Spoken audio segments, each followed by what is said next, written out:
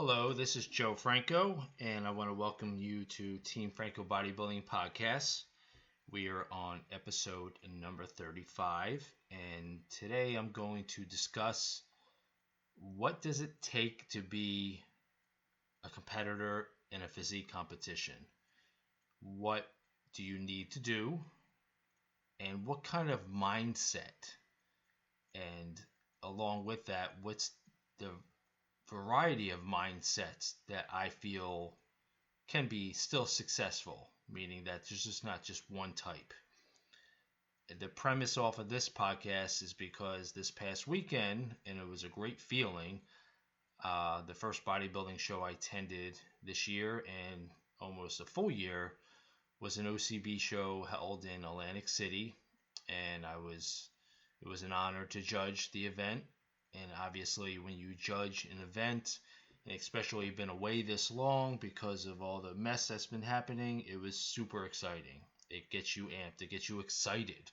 Even for a veteran like me, who whatever I may not compete again or whatnot, but it was just a great time with the energy.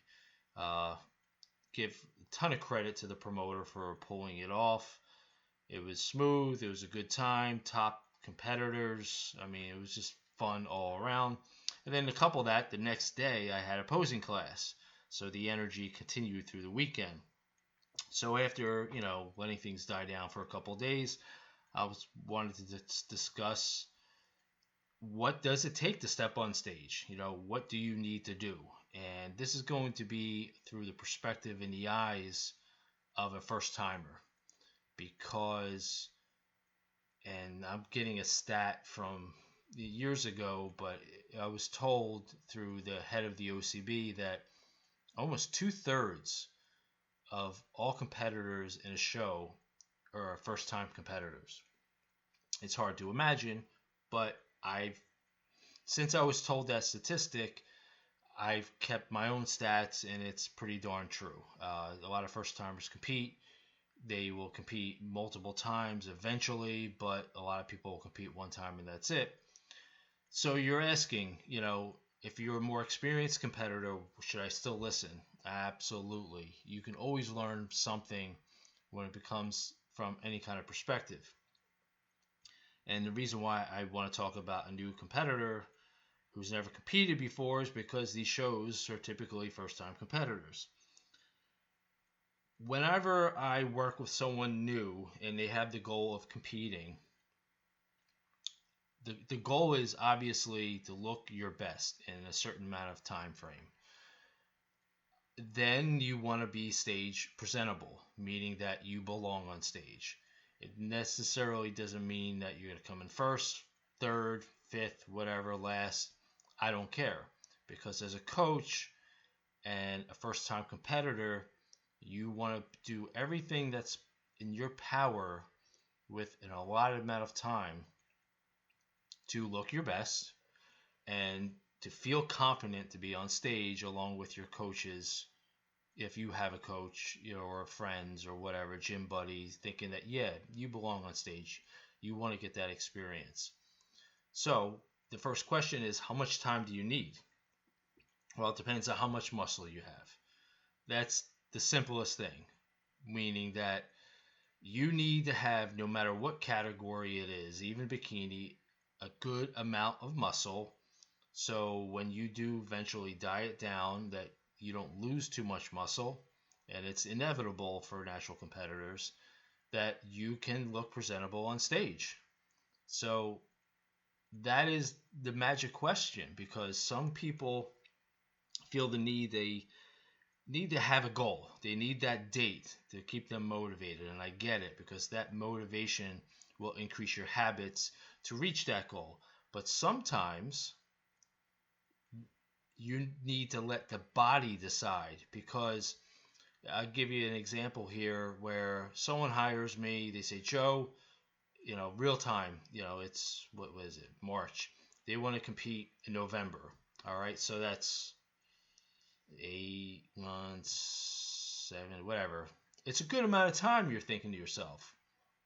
And it is. A lot can be happening where the first few months is really to focus on building your body. figuring that the person needs to gain some muscle. So after 3 months, lots of gains are happening. You're getting stronger. You're building more muscle. But then you have to decide, I'm on this path of making a lot of progress in the gym.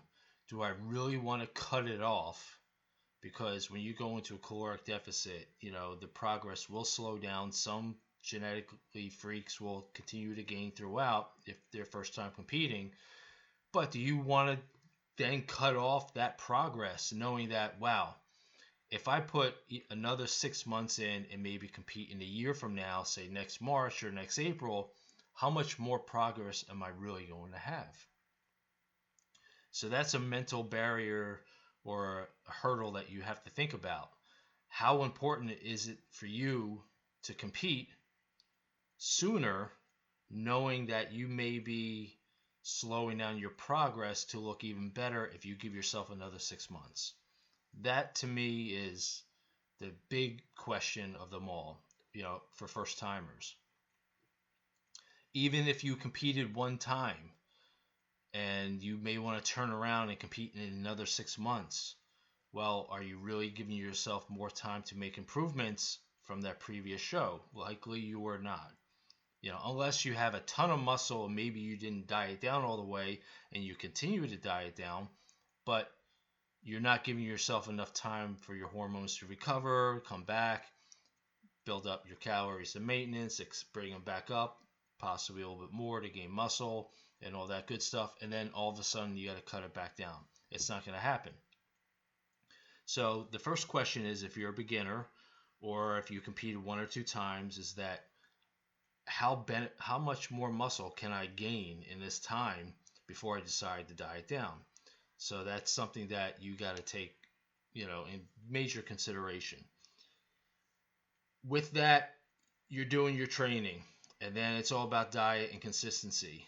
Going back to many of my podcasts before, that's where that separates everyone from the pack. How seriously do you want to compete that you are going to be consistent with your diet and everything that's needed to be done in the right way to lose the body fat slowly? Going back to the beginner, sometimes people will say, I'm going to compete in 3 months. I'm going to do whatever I have to do in 3 months, and I'm going to step on stage because that's my goal. Well, if that's really what you want to do, that's fine, because anybody can do anything in 3 months and go balls out and be drastic. But is it really the most optimal thing for you to do to look your best? Same thing goes to what I just spoke about, a minute ago, about giving yourself enough time in the gym to gain the muscle to look greater or better on stage. So it's also with the diet. Are you giving yourself enough time to diet down slowly? Those are the things you have to juggle, because if you are fine with not training as long, not dieting as long, and then what you would do, if you give yourself a shorter prep or a time frame, you would take that information, that data that you learned, and then reassess. Okay, you see where I'm going? That's where sometimes the feedback that I get from a lot of beginners, and typically a lot of it's the same, because you can tell that they may need more time to work out, they may need more time to diet down. It's hard because, first-time competitors are typically more excited, they're amped up, they got everyone cheering for them, they want to post more stuff on social media in today's day and age. I respect that. So it's just something that they may not want to back down, and they may not want to, give more time to. But it really depends on the mindset of the person that you are. Again, I have clients that are dead serious about competing, and they want to get squeeze every bit out of it, so they know that they're doing what they have to do. And it goes to that earlier point that they'll let their body decide when it's best, because they're not going to fall off their diet. They're going to stick with their training, but they understand that I can't rush the process, because my body can only go lose body fat so fast, gain muscle so fast. So I need to let it go and just let the body decide. And that's a great avenue. That's what I kind of did last time I competed. I got down to a certain weight, And then I was like, all right, we'll see what happens. I have this goal date in mind. If I hit it, great. If I don't, so be it. I'll hold on. I'll gain a little weight back, hold on, and compete. And I'll definitely nail it next time. So it's that mindset. You have to ask yourself, am I going to let the body decide, or am I going to let the goal decide? There's no right or wrong. It really depends on your personality and what you want out of it, because there are people that will just step on stage one time, they hit the goal, even knowing that they probably could have done more, they just did it and that's it. They were that first time competitor and will never compete again.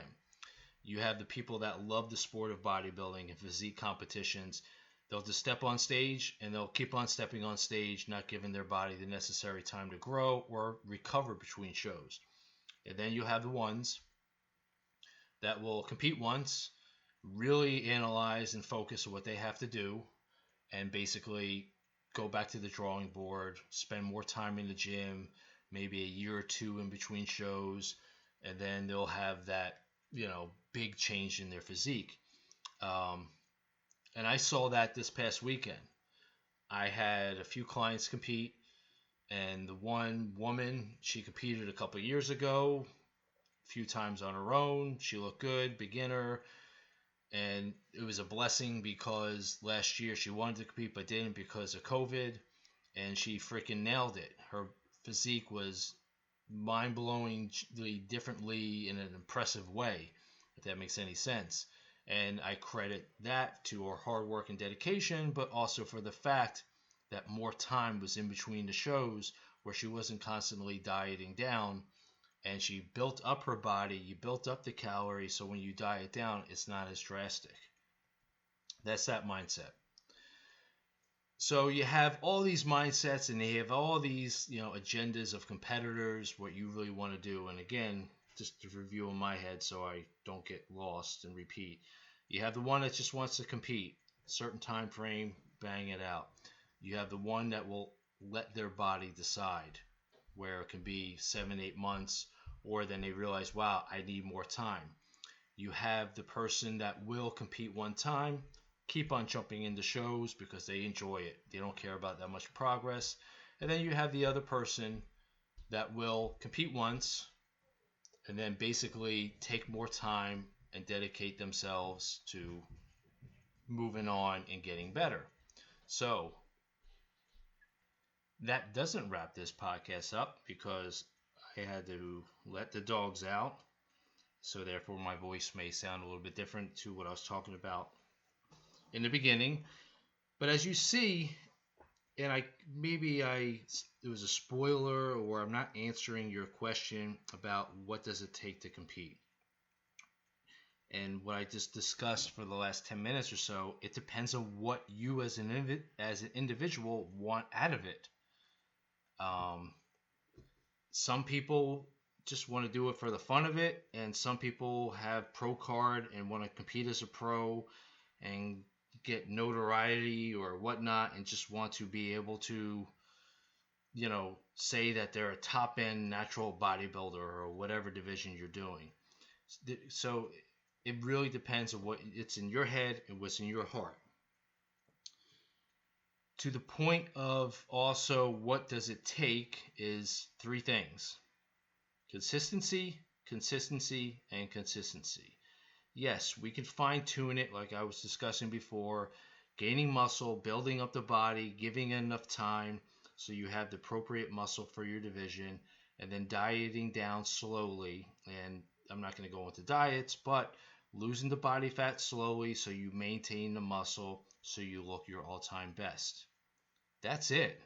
I mean, yeah, you want to get your posing in, you want to practice that. I did a whole podcast about posing and the importance of that, giving yourself plenty of time. And I must say, a lot of shows I judge, even the ones I promote, I see some lousy posing. The posing wasn't that bad this past weekend, so that was refreshing. And everything that goes along with it. Now, the mindset, as I was discussing before, and I've seen this in past clients, current clients, is different for everyone. And again, there's no right or wrong mindset, but I believe where you put your mind and how serious you want this to be is how successful you also will be on stage. There are times when people just do it for the fun, or they want to do the least amount of work or worry, which is not a bad thing. The worry part, that is, to compete. Because I tried to embrace that last time where I knew my body wasn't going to change that much as far as building muscle, and I just told myself it's just adding a little bit more cardio and eating less for a long time to show off my physique. And that's really what it is. But I didn't do anything extreme. And then you have the ones that will be living the life and breathing the life of bodybuilding. And if it's, as long as it's not interfering with other parts of your life, that's great. But the one mindset that can be dangerous, or two mindsets that could be dangerous, and people say, well, you need to be this way to compete. Well, no, it's bullshit. The one is, I'll do anything that I'm told, or I'll go drastic because that's what a champion is made of. And I don't care if my hormones get messed up and it takes me many months to recover. No, that's not what it's about. To me, what hardcore is, and I did a whole long podcast about what hardcore is the consistency, and consistency over time, and still having a life outside of it. Like I always used to say, is that bodybuilding is a big part of my life, but it is not my life. It's just a part of it. Where I go to the gym, which is in my house, I train my ass off for that hour. I'm consistent with that. Focus on strength gains like everyone should be doing. And my diet is in order, flexible or not. I don't care for this podcast. But I am on track of it and I know where I'm at. And I just need to slowly reduce the calories to uncover what I've built up. That is the mindset that you need. And it all ties into what I was talking about earlier about what your goal is, because we are all different. If you just want to do it one time, then you just do whatever you want to do and you have fun with it, or if you want to keep on improving to get better. So those dangerous mindsets are not a good thing. They can, be very unhealthy for you in the long run, your relationships in the long run, if you have children, you're married, because again, no one's going to become rich at competing. If you win your pro card and if you become a pro, that only lasts so long. Someone the next year is going to win that same pro card or that same pro show and you're forgotten. So no award should be worth it to destroy your life or your body or relationships. I'm going off on a tangent now. So that is something that, I've even lost clients, I'll be honest with you, where they may work with me for a couple of months and their goal is competing and they don't think I'm being aggressive enough, where they just read on the forums, Instagram or whatnot, what this person or did. Well, Joe, you're not pushing me hard enough. I said, well, you don't have enough muscle to be pushed hard enough. Well, I should be losing body fat slowly. Well, when you came to me, you were eating 800 calories. So you see where I'm going at? My job as a coach is to protect and to build your body up and put you in the right spot so you are ready. People will have dropped me because, Joe, you're not hardcore enough or whatnot. You're not drastic enough. And I'm actually proud of that, because a lot of my clients who stuck with me throughout the years are grateful because they've competed, they've had success, they continue to go and get better with each passing show, but they see these horror stories about what others think that they need to do to compete and to be successful. And typically they may compete that one time and they'll crash and burn and never want to do it again. And so be it. And it's just, a terrible experience. So mindset is really up to you. You have to decide what your goal is on what it takes to compete and what you want to get out of it. That's basically it in a nutshell. So I'm going to wrap this one up, guys. Hopefully it's been helpful. I know the title was wishy-washy and I bounced around, but I think I gave some good information for you to take in and basically think about, why you want to compete and what are you after. And again, there's no magic or there's no right or wrong reason or why you should compete. You do it because you should have a love for it. You want to push your body to a place where most can't take it, and you take it on your own pace. That's really the take home point. Take it on your own pace and allow it to develop, and you decide what you want to do with it. So if you have any questions or concerns, please don't hesitate to hit me up. I can be reached at fitfranco@verizon.net, teamfrancobodybuilding.com, website, Instagram, Facebook, all that good stuff. And I'll talk to you guys next time.